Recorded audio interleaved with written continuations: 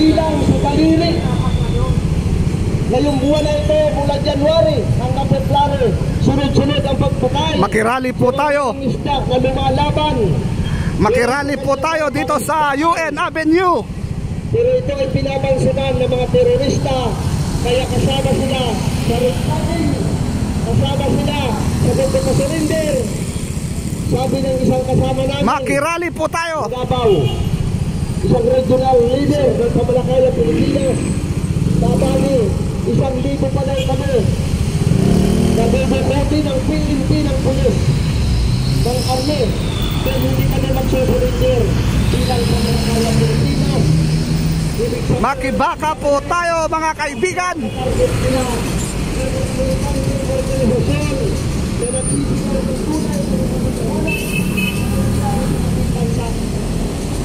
Ibasura ang basura.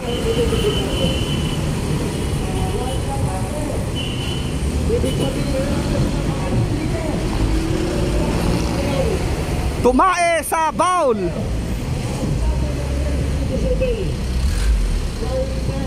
Makibaka, makibaboy, huwag matakot. Hoy, nahaharangan nyo ako mga sasakyan.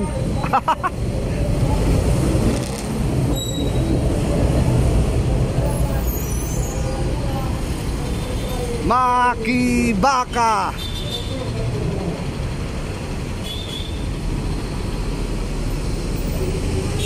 Naharangan ako ng mga nagrarally, mga kaibigan.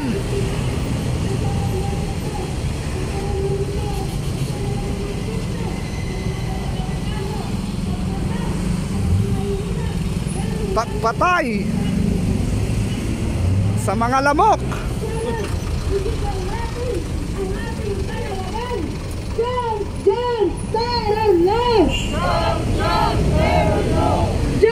Don't chalalay.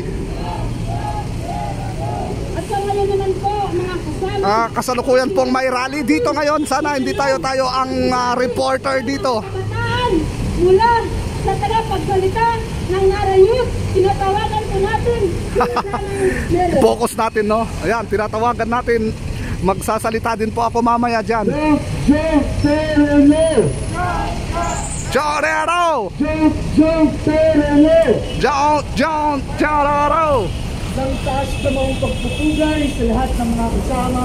Narito ngayong umaga ang pang-ministro ang ating malaking pagpupuna at pagputol ng terror ni Duterte. Mga kasama, mga kababayan, mga anti-Duterte po ito. Hindi po ako payag dito, no?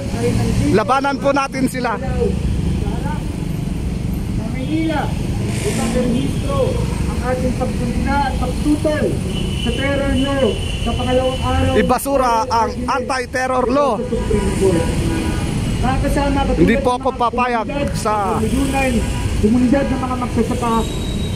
Ang mga pamantasan, lalo na yung UP, ay pilit na pinapasok ng mga pulis at militar para umano protektahan ang mga kabataan. Ayan po ang mga ipinaglalaban ng mga ating kababayan. Na tayo ay ligtas sa presensya ng mga pulis at militar. Hindi! Dahil hindi kailanman magiging ligtas ang mga kabataan, ang mga magsasaka sa presensya ng mga taong pumaslang sa siyam na tumandok sa Panay Island. Hindi kailanman magiging ligtas ang mga kabataan, ang mga magsasaka sa presensya ng mga militar na pumaslang kay Karan de Ichalis.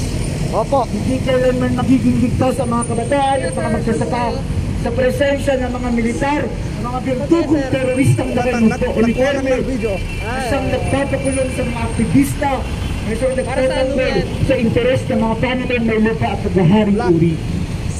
Mga kasama, napakahaba ng kasaysayan, napakahaba ng listahan ng inutang na dugo ng mga berdugong pulis at militar.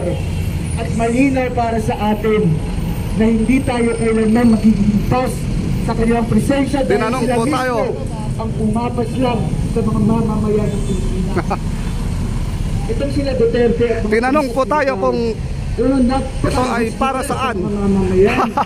Napakaras nito sa mga di nila alam tayo ay ang sikat na vlogger sa China.